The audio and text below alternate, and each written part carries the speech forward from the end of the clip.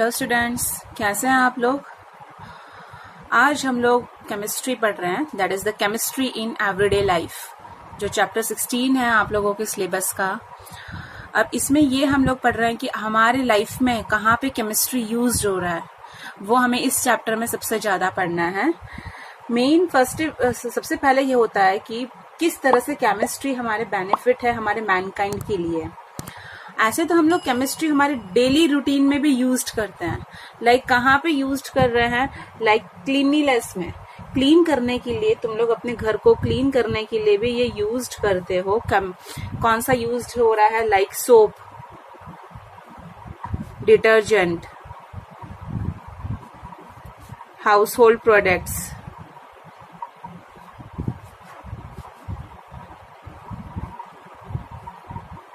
Toothpaste, ये सब लोग क्या आप लोग यूज कर रहे हो केमिस्ट्री को में, ठीक है। यानी कि केमिस्ट्री का कहाँ पे तुम्हारी डेली लाइफ में ये सब यूज हो रहा है।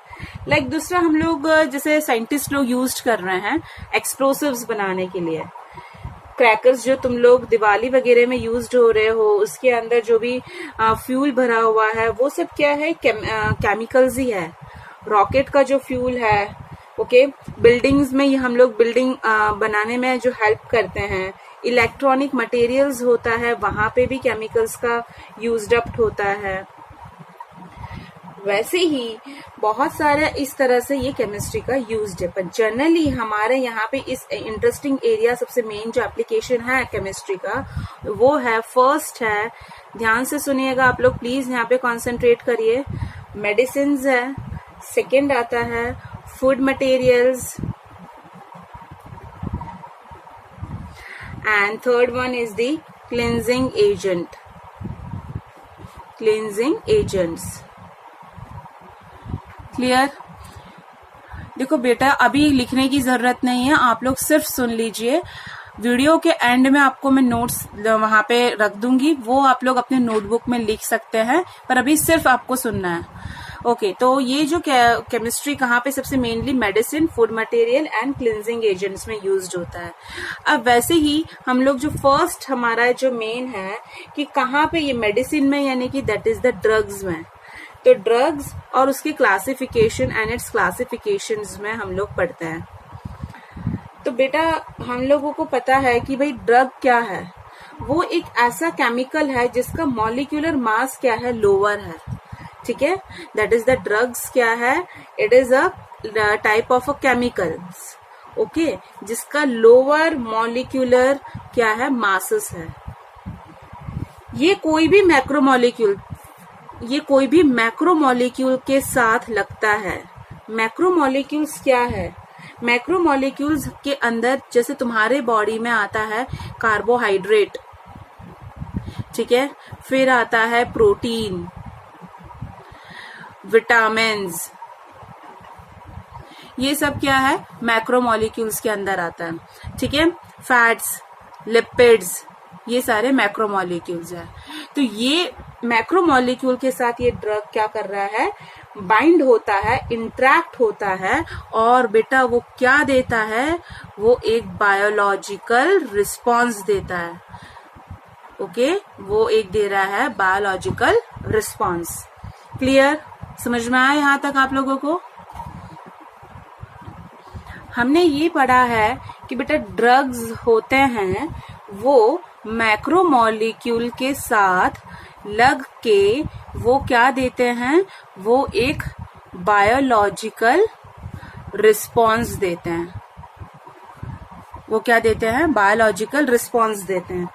बेटा अब ये बायोलॉजिकल रिस्पॉन्स यानी तुम्हारे बॉडी में क्या चेंजेस आता है, शायद वो बायोलॉजिकल रिस्पॉन्स क्या हो सकता है, दैट इज दी थेराप्यूटिक, उसको हम लोग बोलते हैं थेराप्यूटिक, ओके। थेराप्यूटिक का मीनिंग ये होता है कि जो केमिकल्स, जो मेडिसिन हमारे बॉडी में कोई भी डिजीज को ट्रीटमेंट या डायग्नोसिस करने के लिए हम यूज करते हैं, उसको हम लोग बोलते हैं थेराप्यूटिक, ठीक है। तो हम लोग ये बोलेंगे कि जब ये बायोलॉजिकल रिस्पॉन्स दे रहा है, वो भी थेराप्यूटिकली दे रहा है, तो उसको हम लोग, उस सेंस को हम लोग क्या बोल सकते हैं, उसको बेटा हम मेडिसिन भी बोलते हैं, ठीक है, तुम्हें कोई डिजीज हो रहा है तो ट्रीटमेंट पर्पस के लिए भी तुम लोग ये मेडिसिन ही ले रहे हो। वो क्या होता है, ड्रग लाइक पीसीएम है, सेट्रिजिन है, वो जो तुम लोग ले रहे हो वो तुम्हारे बॉडी के मैक्रोमोलिक्यूल में लग के, मैक्रोमोलिक्यूल यानी कार्बोहाइड्रेट, फैट्स, लिपिड, इन सब से लग के एक बायोलॉजिकल रिस्पॉन्स देता है।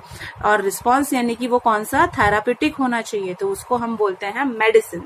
मैं आपको थोड़ा इमेज के थ्रू एक बार कंफर्म करवा देती हूँ कि थेरापेटिक होता क्या है। ठीक है, थेरापेटिक से तुम लोगों को और क्लियर हो जाएगा।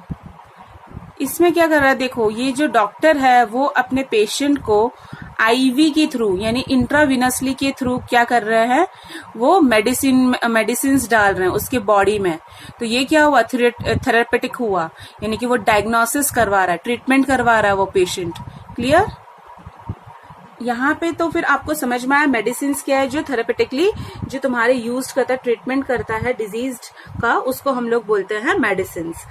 लेकिन अब एक और बात सुन लो, यदि ये जो ड्रग्स होते हैं, यदि हम लोग उसने हायर डोजेस में ले लिया, डोज उसका ज्यादा है, ठीक है, जितना रिकमेंड किया है डॉक्टर ने कि आपको इतना ही लेना है, पर उससे आप ज्यादा ले रहे हैं, ठीक है, तो that drug which is used as a medicines, if they are taken recommended as a higher than the actual doses, then it creates a poisons. Okay, वो क्या करेगा, वो जहरीला पदार्थ तुम्हारे बॉडी में पॉइजन रिलीज करेगा। And that use of chemicals for therapeutic effect, that is called the chemotherapy, that is known as the chemotherapy, उसको हम लोग बोलते हैं कीमोथेरापी। ऐसा केमिकल जो एक थेरापेटिक इफेक्ट देता है, उसको प्रोसेस को हम लोग बोलते हैं कीमोथेरापी। लाइक कोई पेशेंट है, एड्स का है, कैंसर का है, अब उसको क्या करना है, एक एक महीने या 15-15 दिन में मेडिसिन का उसको उसके बॉडी के अंदर इंट्राविनसली डाला जाता है। तो इंट्राविनसली डालने के बाद वो क्या हो रहा, उसके बॉडी में वो केमिकल फ्लो करता रहता है, यानी जो 15 डेज या 1 मंथ के इंटरवल में वो अपनी चेकिंग करवाने जा रहा है, that is known as the chemotherapy. Clear, समझ में आया? ऐसा केमिकल जो थेरापेटिक इफेक्ट देता है उसको हम लोग बोलते हैं कीमोथेरापी। क्लियर, तो बेटा अब हमारा आता है नेक्स्ट टॉपिक है, that is classification of drugs. Classification कौन सा है, ड्रग्स का क्या क्या मेन क्लासिफिकेशन है, बेटा ध्यान से सुनना। यहाँ पे जो क्लासिफिकेशन होता है वो बेस्ड होता है ड्रग का एक्शन के हिसाब से, ड्रग कैसे कैसे एक्शन करता है बॉडी में। तो पहला है on the basis of pharmacological effect. देखो फार्माकोलॉजिकल, ये वर्ड याद रखिएगा, फार्माकोलॉजिकल का मीनिंग होता है तुम्हारे बॉडी में किस तरह से कौन सा केमिकल एंड ड्रग काम करता है, उसकी पूरी एक्शन को हम फार्माकोलॉजिकल इफेक्ट बोलते हैं। सपोज एग्जाम्पल, ध्यान से सुनना, सपोज तुम लोगों ने पैरासिटामोल लिया, वो तुम्हारे ईसोफेगस में क्या काम कर रहा है, स्टमक में जाके उसने कितना मिक्सिंग किया, स्मॉल इंटेस्टाइन में क्या एक्ट कर रहा है, उसका एब्जॉर्प्शन पावर कितना है, वो कितने डोसेज में मिक्स हो रहा है, ये जो भी मैंने पूरी स्टडी की, पूरे बॉडी में किस तरह से काम कर रहा है, उसको मैं ये वर्ड बोलती हूँ फार्माकोलॉजिकल। क्लियर, तो बेटा वैसे ही दैट इज द, अब क्या है ये, on the basis of pharmacological effect में ड्रग्स का मेन क्लासिफिकेशन क्या है, ध्यान से सुनना। डॉक्टर्स जनरली ड्रग्स एक प्रोवाइड करते हैं कोई भी एक पेशेंट को, ठीक है, उसके ट्रीटमेंट करने के लिए, कोई भी उसको प्रॉब्लम है तो डॉक्टर क्या करेगा, वो ड्रग प्रोवाइड करेगा उस पेशेंट को।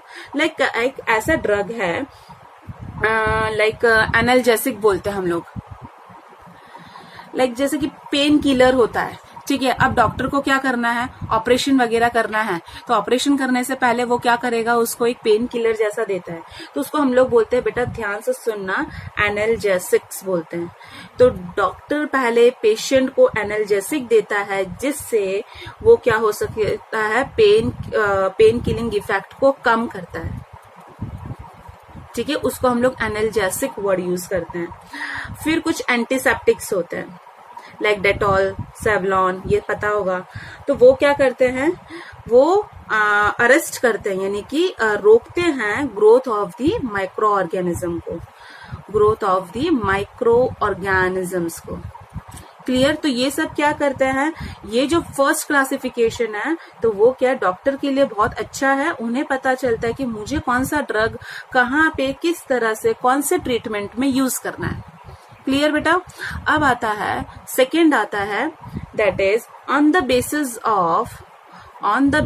Of drug action. बहुत ध्यान से अच्छे से सुनना, इंटरेस्टिंग भी है और आपको एक बार समझ में आ जाएगा तो और भी क्लियर होगा। ओके तो on the basis of drug action, like action of drug, okay यानी कि तुम्हारे बॉडी में कोई भी एक बायोकेमिकल प्रोसेस हो रहा है तो ड्रग किस तरह से कोई भी तुम्हारे बॉडी का बायोकेमिकल प्रोसेस में किस तरह से काम करता है वो हमें पता लगाएंगे इस क्लासिफिकेशन से। ठीक है, ध्यान से पहले वर्ड सुन लो फिर मैं आपको थोड़ा डिटेल में। देखो कोई भी वर्ड के आगे एंटी लगता है, एंटी उसका मीनिंग होता है रेस्ट्रिक्ट, स्टॉप, रोकना। ठीक है, उसको हम लोग बोलते हैं that is the anti word. आगे कोई भी वर्ड के आगे प्रीफिक्स ये यूज्ड होता है तो ठीक है। तो वैसे ही ये जो एंटी वर्ड है तो उसके पीछे लगा देते हैं हम लोग हिस्टामिन्स। अब इसका मीनिंग क्या हो गया, हिस्टामिन को कोई रोकने वाला चीज। ठीक है, तो बेटा हिस्टामिन, एंटी हिस्टामिन इनहिबिट यानी रोकता है किसकी एक्टिविटी को, हिस्टामिन की एक्टिविटी को। किसकी एक्टिविटी को, हिस्टामिन। अब हम ध्यान से समझते हैं क्या ये चीज। आप लोगों को इस तरह से होता है। ठीक है, तो ये क्या हो रहा है, इन्फ्लामेशन हो रहा है, शरीर में जलन हो रही है, घमोरियां हो रही है, खुजली हो रही है। तो उस टाइम पे इन्फ्लामेशन यानी जलन होना जब ये होता है तब तुम्हारे बॉडी के सेल्स क्या रिलीज करते हैं, हिस्टामिन रिलीज करता है।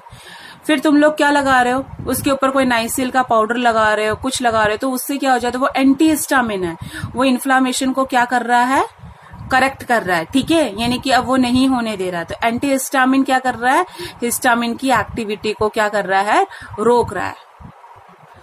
तो आप लोगों को समझ में आया, एंटी हिस्टामिन क्या कर रहा है, किसके, हिस्टामिन की एक्टिविटी को रोक रहा है। अब वैसे ही थर्ड क्लासिफिकेशन है, किसके बेसिस पे है, on the basis of chemical structure. Drug का किस तरह का केमिकल स्ट्रक्चर है उसके बेसिस पे हम लोग उसको जस्टिफाई करते हैं। ठीक है, like based on the chemical structure of the drug. Okay, drug का किस तरह का केमिकल स्ट्रक्चर होता है उसके ऊपर पे हम डिपेंड करते हैं कि किस तरह से ड्रग का स्ट्रक्चर है। बहुत सारे ड्रग ऐसे कॉमन ड्रग होते हैं जिनका फीचर बहुत एक होता है। ठीक है, जिनके ड्रग्स का जो फीचर्स होता है वो सेम होता है। ठीक है, और कुछ फार्माकोलॉजिकल एक्टिविटी भी क्या हो जाती है, उन लोगों की सेम होती है। पर हम लोगों को पता होना चाहिए कि कब कहाँ पे किस तरह से ये यूज्ड होना है। ओके, अब आता है on the basis of molecular targets.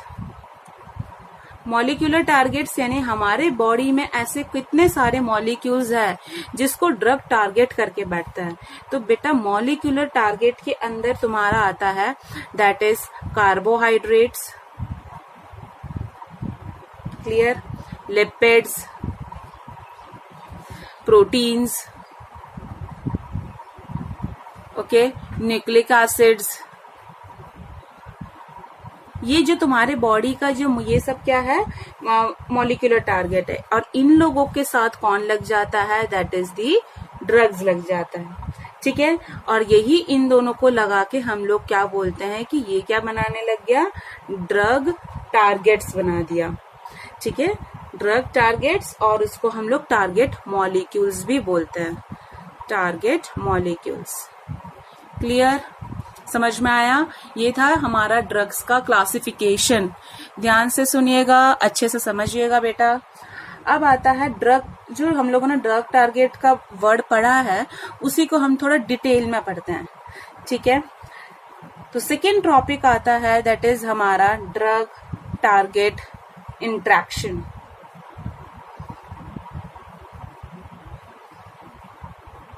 ठीक है, ड्रग टारगेट इंटरेक्शन का मीनिंग ये है कि किस तरह से बेटा ड्रग हम इन टारगेट मॉलिक्यूल्स के साथ लगता है। वो पढ़ने के लिए हमें पूरा पहले उसके बेसिक यानी कि एंजाइम, रिसेप्टर, वो सब हम पढ़ेंगे। लेकिन आज का ये जो हमारा ये जो टॉपिक चल रहा है उसको हम और कंटिन्यू करने के साथ साथ उसको चलने के साथ साथ हम लोग क्या करते हैं, यहाँ पे थोड़ा ये टॉपिक को क्लोज कर देते हैं।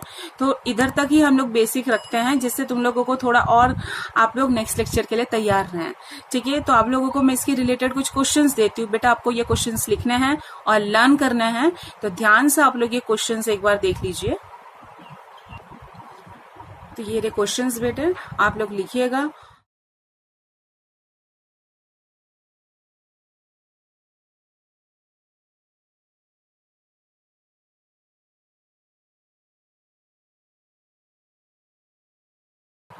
मेरे जो वीडियोस आपको अच्छे लगे हैं तो प्लीज़ इसको लाइक करिए, शेयर करिए और नेक्स्ट लेक्चर के लिए तैयार रहिए। Thank you so much students.